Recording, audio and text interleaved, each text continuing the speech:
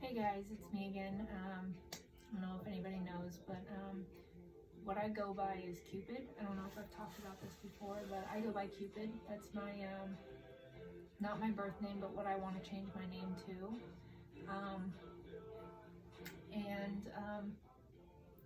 My birth name is Caitlin. So I just wanted to introduce in case people didn't know that, because I don't really introduce myself in every single video. No, not everybody has watched from the beginning, so just thought I'd put that out there. The things that I want to talk to you guys about today, I'm going to go a little bit more into reality checks, talk about some things that I've seen, felt, a little bit more into coming back into reality, kind of like more about how that feels and kind of the things that you deal with when you do that. Feeling like everything is fake, certain times where it felt like that, more about that. PTSD from the delusions, ideas of care. So those are kind of the topics that I want to get to. Hopefully I can get to all of them. I'm definitely going to try and cut it once I get to 15 minutes though. Alright, so first topic is reality checks. So I've already talked about that in my last video? I've talked about it in another video. Reality checks are something that is really necessary. It's just kind of like a regular thing that probably will need to be done for everyone. I've had times where I was in the hospital at one point in time, and they were telling me something about how this one woman in front of me, her brother was in the military and things like that. And I remember asking her, she was a staff member, do you have a brother in the military? And she's like, no. That was a pretty interesting moment. But I think there's a lot of different ways that you can do reality checks. It really just depends on the person and the people that are around you, or the people that you know, if you're someone who actually knows someone who's schizophrenic, it's better to be that person for them, because in the long run it'll help a lot more if, you know, someone actually gives them a reality check in the beginning, you know, like, that's not real. And I think that it's better to not just say that's not real, because people with schizophrenia are not going to listen very well when you say it's not real. Not always. And it might be better if you give them more of an understanding of why it may not be realistic. More of like, this is not the truth because of blah, blah, blah, you know, in different words, because if you just tell them it's not real, they're probably going to freak out on you and be like, you're not real. That's kind of actually could happen. I've done that before. But I mean, like, in a general sense, there's better ways to explain it than just that. So, I think I'll probably go over reality checks a lot more often, just to kind of get people to understand that it is a big deal. It really is a big deal. So, just if you know someone, or if you are, do a reality check. Make sure that you're continuously doing a reality check with someone that you know that has schizophrenia. Constantly, like, you doing okay? Everything good? You know, where are you at? What's going on? You know, like, just constantly giving them that understanding that you're there for them. And, you know, if you have schizophrenia, make sure that you do reality checks constantly. If you start hearing a voice, make sure that you mention that to someone around you, like, hey, this is happening. I need to understand why this is happening. Things like that. So there's that. I wanted to talk about also some more things that I've seen. I think that I probably will do this more often too, because it happens all the time. But I just remembered this the other day that there was a long period of time where I was seeing spiders. They would just randomly be crawling in different places. There was this one time where I saw a black widow crawling up, like a massively huge black widow crawling up a chair, and then it disappeared. And it was huge. It was really big. It was like this big, like legs and all. It was like that big, and it crawled up, and the body was big too.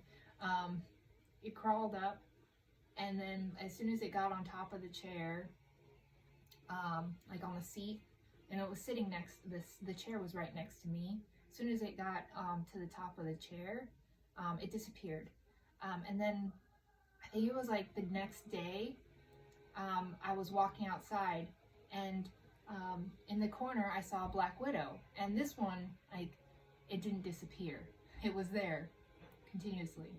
So I kept coming out there and checking, and it was definitely real. I thought that was really interesting because it was literally like 6 feet away from where I thought I saw a black widow. This one wasn't as big, the real one. But I've also had other instances where I just, like, in my sheets, I'd see the spiders crawling, and I'd feel them on me sometimes. And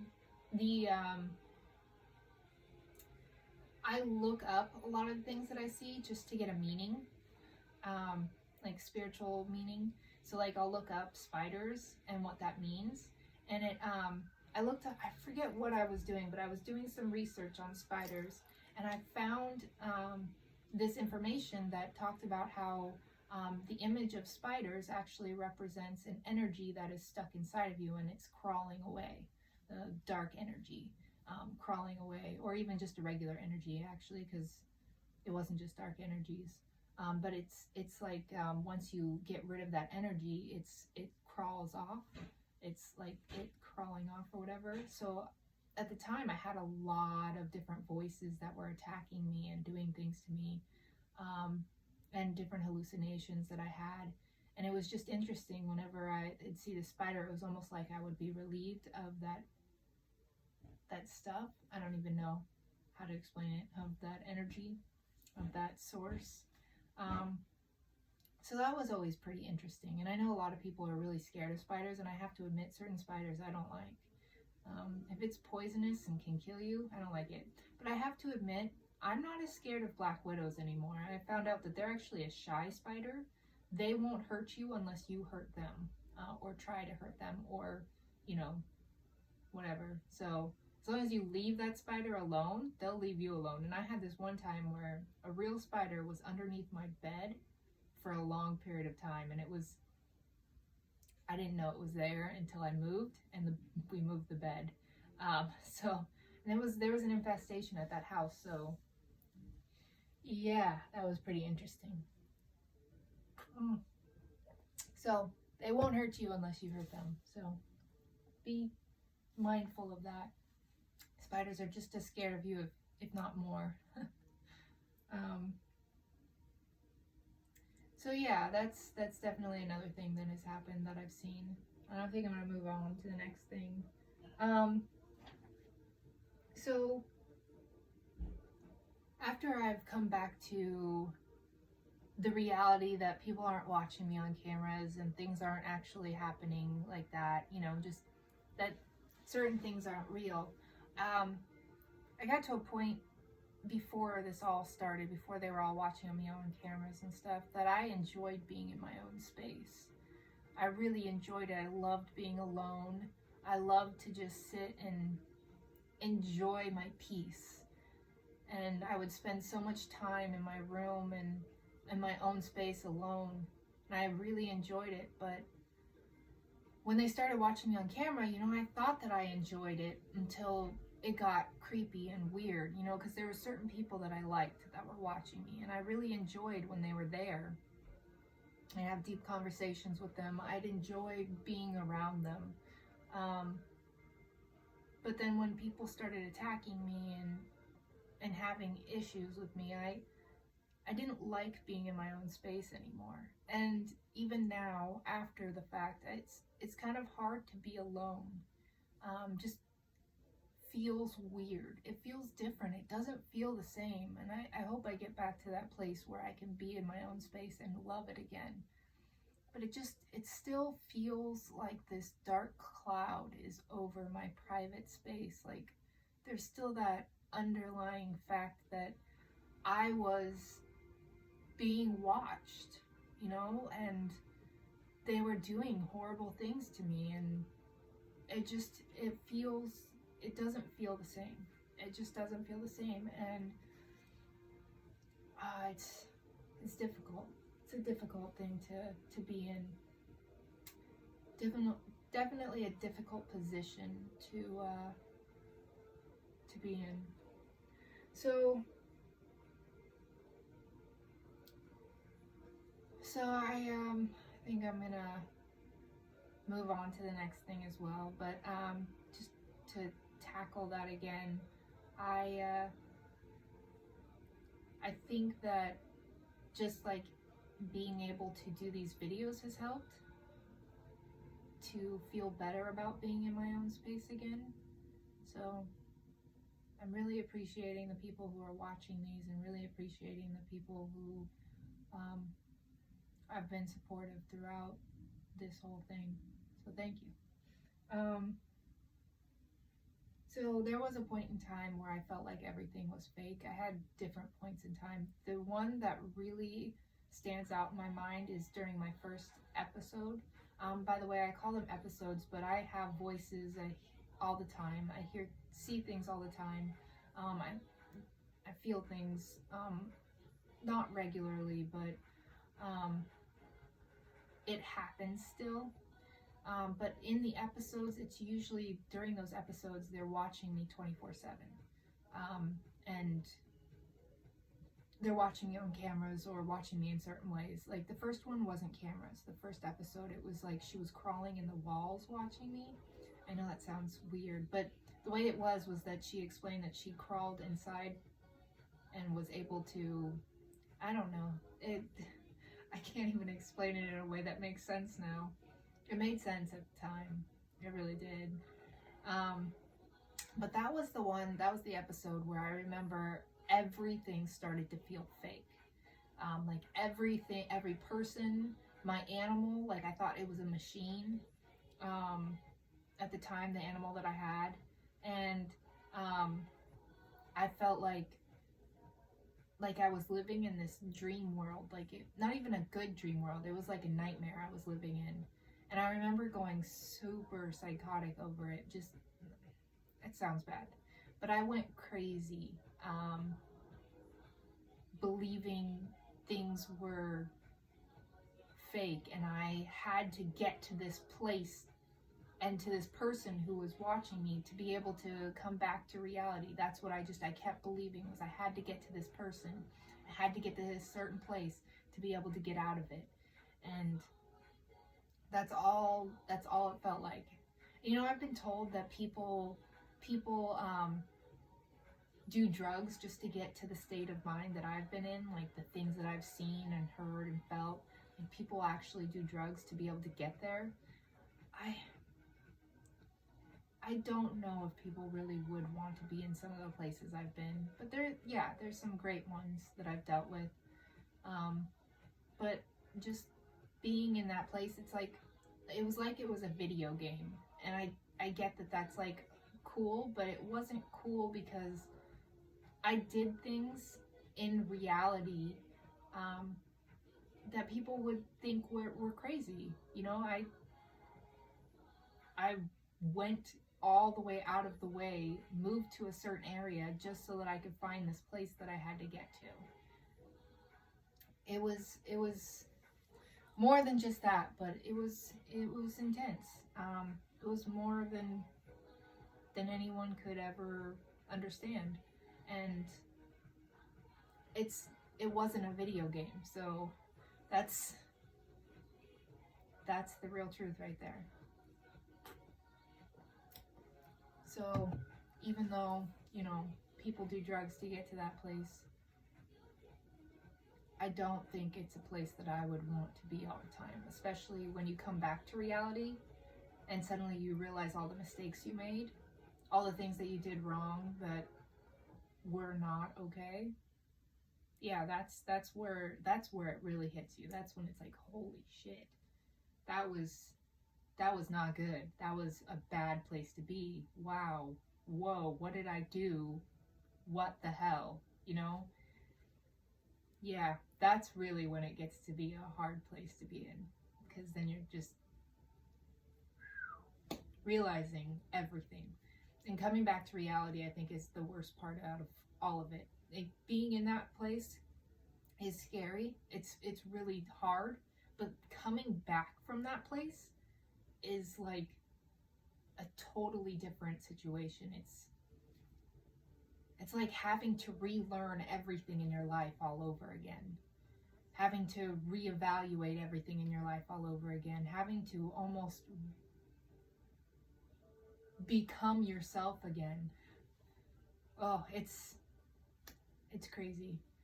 It's definitely a crazy, crazy thing. I didn't get to everything today, but I'm already past 15 minutes. So I'm going to have to talk about more things tomorrow, and I'll have to come back to some of those things. I think I only had 2 things left that I needed to talk about, so we'll come back to those tomorrow. But I want to leave it on a good note. As scary as it can be sometimes, there's really a lot of great stories that I have to tell. And I know that it sounds like I'm making it a good thing, but I have experienced a lot in my life, a lot more than your average everyday person, a hell of a lot more than your average everyday person. The things that I've done in my regular life, you know, just in reality, whatever you want to call it. I don't even know how to even determine what the difference is, because how do you put a filter on that, you know, or a line, draw a line in the sand. You don't really have any way to do that. But the experiences that I've had in both of those places has really put a new perspective on life completely for me. And I think that I am a smarter person because of it. I am a wiser person, a kinder person. I'm full of knowledge on things that people would never feel like they've been knowledgeable about. You know, that people would never even try to be. People would never try to even gain the knowledge of.